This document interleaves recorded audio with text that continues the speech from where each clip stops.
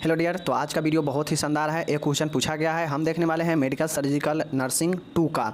तो आप सभी को बीच में यहाँ पे क्वेश्चन देख रहा होगा कि व्हाट इज जो कैटरेक्ट है वो होता क्या है, मतलब मोतियाबिंद है क्या। लेकिन आज हमें मोतियाबिंद के बारे में नहीं देखेंगे। हम आज एक क्वेश्चन 10 नंबर में जो पूछा गया है ए वाले क्वेश्चन के बारे में हम लोग आज देखने वाले हैं। यहाँ पे देखिए आप लोग, ए वाले क्वेश्चन के बारे में आज हम लोग देखने वाले हैं। मतलब मोतियाबिंद के ऑपरेशन से पूर्व एवं ऑपरेशन के बाद जो नर्सिंग का देखभाल है वो कैसे किया जाता है, ऑपरेशन से पूर्व और ऑपरेशन के बाद, उसके बारे में देखने वाले हैं। और ये जो सिंगल क्वेश्चन है, ये सिंगल क्वेश्चन ही 10 नंबर में पूछा गया था। आप लोग जाके 2013 वाले में देख सकते हैं, ये पूछा गया क्वेश्चन है। तो पहले हम इसको देख लेते हैं और फिर हम लोग कभी और जो है मोतियाबिंद के बारे में देखेंगे, लक्षण के बारे में, सब चीज़ के बारे में।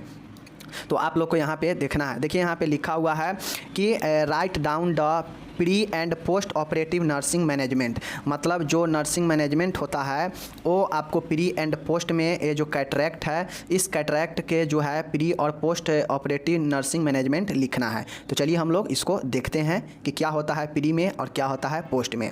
दोस्तों मैं आपको बार बार बता चुका हूँ कि प्री या पोस्ट लगभग जो भी बीमारी में पूछेगा लगभग सेम होता है। कुछ चीज़ों को हटा दिया जाए तो उसमें का जो सारे चीज़ें पॉइंट है वो सेम होता है। बस जो कुछ एक आध पॉइंटें होता है जो प्रॉपर उसी बीमारी के लिए यूज किया जाता है देखभाल में, तो उसको आपको बीमारी के अनुसार लिख लेना है। बाद बाकी जो नॉर्मल चीज़ें हैं वो आपको कोई भी बीमारी में लिखेंगे प्री में और पोस्ट में, तो काम में आएगा जहाँ भी पूछेगा। तो चलिए हम लोग देखते हैं। तो यहाँ पे हम लोग अब नर्सिंग जो मैनेजमेंट है उसमें हम लोग पहले क्या लिखेंगे, ऑपरेशन से पहले, मतलब प्री ऑपरेटिव में। तो प्री ऑपरेटिव में क्या देखभाल किया जाएगा, तो ऑपरेशन से 48 घंटा पहले जो ब्रॉड स्पेक्ट्रम होता है एंटीबायोटिक ड्रॉप्स आँख में डालने के लिए देनी चाहिए, वह इसे डालने का तरीका समझाना चाहिए। देखिए कोई भी पेशेंट का अगर ऑपरेशन होने वाला रहेगा तो ऑपरेशन होने से पूर्व जो नर्स करेगी ना, वो 48 घंटा पूर्व, मतलब 4 दिन जो पहले है वो क्या करेगी, 48 घंटा पूर्व मतलब रात और दिन मिला के क्या 2 दिन होगा, 24 घंटे मतलब 2 दिन के बाद, 2 दिन पहले सर्जरी होने से 2 दिन पहले जो है जो ब्रॉड स्पेक्ट्रम जो एंटीबायोटिक ड्रॉप होता है ना, वो क्या करे, डालने का, या वो डालने का सलाह देना चाहिए ऑपरेशन से पहले। ये चीज़ हो गया। दूसरा है कि ऑपरेशन से पहले रोगी को रक्तचाप व मधुमेह स्तर नापना चाहिए। अब देखिए ये जो ब्रॉड स्पेक्ट्रम है ये तो आँख के लिए ड्रॉप है, तो ये सिर्फ और सिर्फ इसी बीमारी में काम में आएगा। लेकिन जो ऑपरेशन से पहले रोगी का जो रक्तचाप है या मधुमेह स्तर है, ये आप किसी भी बीमारी के जो प्री ऑपरेटिव नर्सिंग होगा उसमें आप लिखेंगे तो चलेगा।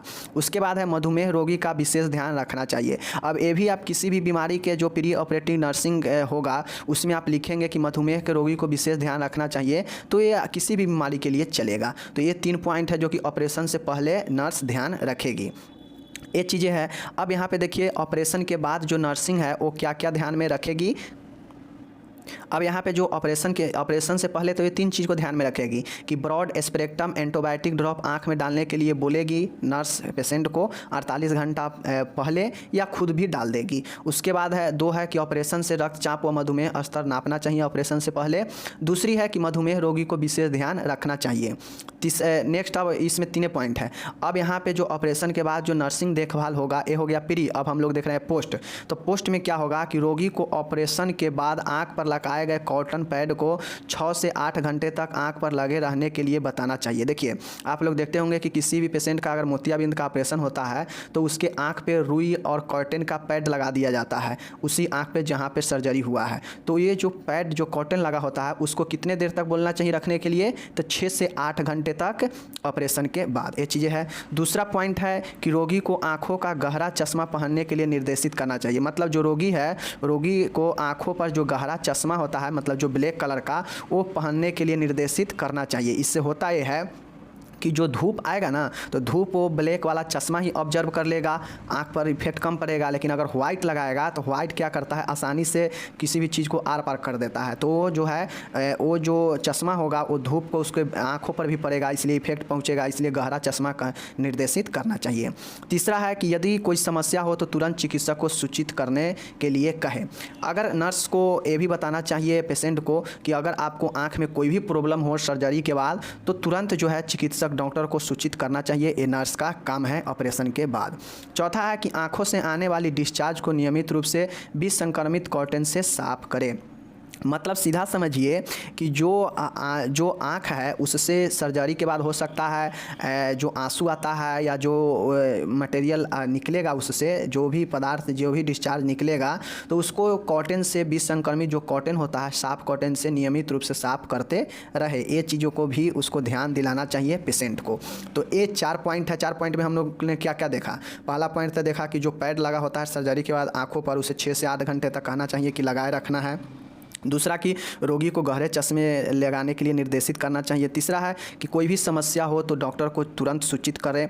और चौथा है कि आंखों से कोई भी डिस्चार्ज आता है आंसू वगैरह तो उसे साफ़ कपड़े से साफ़ कॉटन से साफ़ करना चाहिए। तो ये पोस्ट ऑपरेटिंग में ये 4 पॉइंट है। फिर चलिए हम आगे देखते हैं पोस्ट ऑपरेटिंग में ही। अब हम लोग यहाँ पे देखने वाले हैं जो 4 तक हम लोग देख चुके हैं, यहाँ पे हम लोग ये 4 तक देख चुके हैं। अब हम 5वां से देखेंगे कि चिकित्सक आदेशानुसार आँखों में नियमित रूप से एंटीबायोटिक एवं अन्य ड्रॉप डालने के लिए रोगी को प्रोत्साहित करना चाहिए। देखिए, आप किसी भी पेशेंट को जो उसको सर्जिकल हुआ है तो उसको आप क्या कर सकते हैं। अगर आँख वाला सर्जरी हुआ है तो उसको आँख के देखभाल के लिए सलाह देंगे ना कि भाई अगर आँख से कोई डिस्चार्ज आएगा आंसू वगैरह तो उसको कॉटन से साफ़ करें, उसको गहरे चश्मे लगाएं, उस पर क्या करें। अगर आपको कोई प्रॉब्लम हो रहा है तो डॉक्टर को बताएंगे जल्दी। अगर आपको आँख का सर्जरी है तो नियमित रूप से एंटीबायोटिक और अन्य जो भी ड्रॉप होगा वो रोगी को बोलेंगे कि भाई समय समय पर ड्रॉप डालते रहिए, एंटीबायोटिक ड्रॉप डालते रहिए।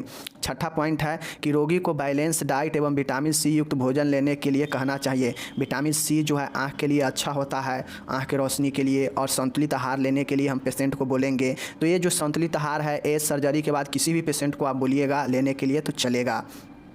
उसके बाद है 7वां पॉइंट है कि ऑपरेशन के बाद रोगी को आँख को रगड़ने से मना करना चाहिए। अब हो सकता है आँख में खुजली हो आंसू आने से, तो हो सकता है उससे खुजली हो तो बहुत लोग क्या करते हैं आँख को रगड़ने लगते हैं, मीजने लगते हैं। तो इससे कोई भी पेशेंट को नहीं करने देना चाहिए, मना करना चाहिए क्योंकि आँख सेंसिटिव होता है।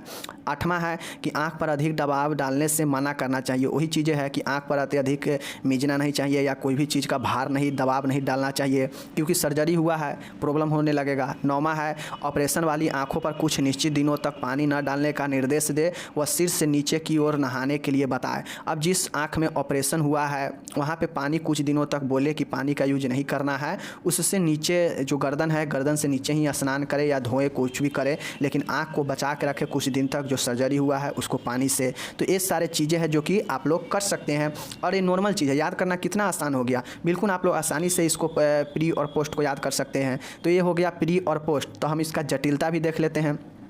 हमको जो क्वेश्चन पूछा गया था इतने ही तक पूछा गया था कि किसी भी कैटरैक्ट मतलब जो मोतियाबिंद है उसमें प्री और पोस्ट नर्सिंग सर्जरी में नर्सिंग देखभाल को बताएं। तो हम लोग प्री में भी 3 पॉइंट देख लिए, 9 पॉइंट पोस्ट में देख लिए।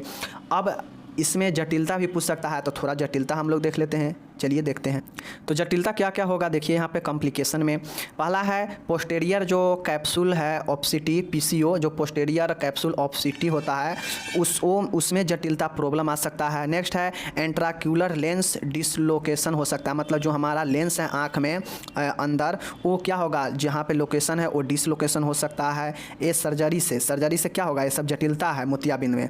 आई इन्फ्लामेशन मतलब आई में जो है वो आई सूज जाएगा, आई में आपको जो है दिक्कत होने लगेगा। लाइट सेंसिटिव मतलब जो देखना है किसी भी चीज़ से क्या होगा, सेंसिटिव मतलब तीव्र, मतलब कोई भी लाइट आप पर पड़ेगा तो आप उस पर क्या होंगे, आप अपना जो है नज़र झुका लेंगे, मतलब लाइट से आपको क्या हो जाएगा अचंभित होने लगेंगे, वही सेंसिटिव होता है। फोटोसिया होता है pre received flashes of light, मतलब किसी भी लाइट को आप पर तुरंत अटैक करेगा। उसके बाद है मैकुलर एडिमा मतलब swelling of the central retina, मतलब जो आपका रेटिना है उसमें क्या हो जाएगा, सूज जाएगा। उसके बाद जो पोटोसिस है मतलब जो ड्रॉपी आईलिड है उसमें हो जाएगा प्रॉब्लम। उसके बाद ऑकुलर हाइपरटेंशन मतलब जो आपका आँख है उसमें अत्यधिक दबाव बढ़ जाएगा। तो ये सब जो चीज़ें हैं ये सब जटिलता आपके अंदर आ सकता है अगर आपका सही से चीज़ें आप नहीं कंट्रोल किए तो ये सब जो चीज़ें हैं ये आने लगेगा। क्या क्या आएगा, पोस्टेरियर कैप्सूल ऑप्सिटी होने लगेगा, इंट्राकुलर लेंस डिसलोकेशन हो जाएगा, मतलब जो लोकेशन होना चाहिए लेंस का उससे अलग हो जाएगा। आँख इन्फ्लामेशन मतलब आँख में सूजन हो जाएगा। लाइट सेंसिटिव मतलब जो लाइट है उससे आपको दिक्कत होने लगेगी। फोटोसिया है उसमें जो आपका जो फ्लैश है जो आपका आँख जो रिसीव करता है किसी भी चीज़ का फ्लैश का वो आपको तुरंत पहले ही फ्लैश हो जाएगा। जो मैकुलर एडिमा है मतलब जो आपका रेटिना है सेंट्रल, उसमें स्वेलिंग हो जाएगा, सूज जाएगा, तो ये चीज़ होगा।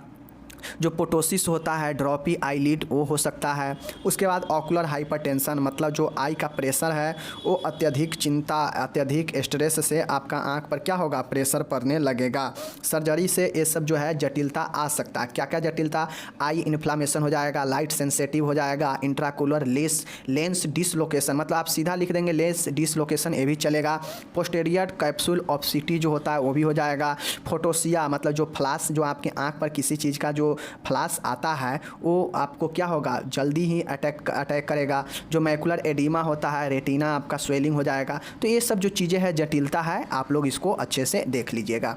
तो अगर जटिलता आपको पूछ दे 5 नंबर में कि भाई बताइए निम्न का जटिलता लिखे, उसमें से एक मोतियाबिंद भी रहेगा, तो आप normally I inflammation, light sensitive, और यहाँ पे आप लोग देख लीजिए एक क्या है, फोटोसिया, ये 3-4 आप याद रखिएगा। मैकुलर एडिमा मतलब रेटिना का स्वेलिंग, ये 4-5 भी आप याद रखते हैं। पोटोसिस मतलब ड्रॉपी आईलिड, ये 4-5 भी आप जटिलता याद रखते हैं मोतियाबिंद का, तो आपको काम चल जाएगा। क्या क्या, eye inflammation, light sensitive, photopsia, macular oedema मतलब रेटिना का सूज जाना, उसके बाद पोटोसिस, ये चीज़ है। उसके बाद ऑकुलर हाइपरटेंशन, जितना याद रहे सही है, लेकिन जो इजी है आप लोग यहाँ से याद कर सकते हैं।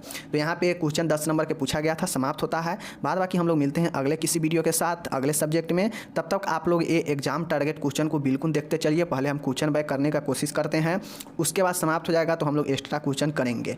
तो चलिए मिलते हैं अगले वीडियो में, धन्यवाद।